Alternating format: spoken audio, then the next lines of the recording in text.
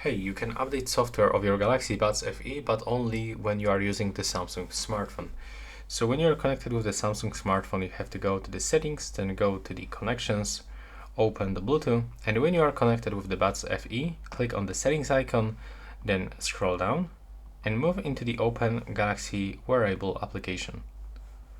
Now from this, you have to go into the earbuds settings.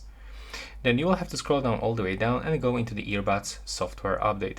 Then you can choose if you want to download it from the Wi-Fi or even Wi-Fi and the mobile data. Then click to download and install, and as you can see from this we can find the size of the download. So click to update.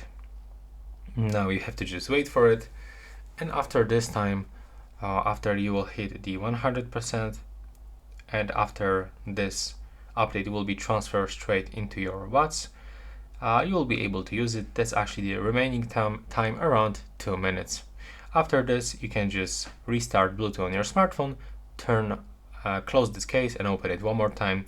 And that's all right now. Please subscribe to my channel and see you in the next one.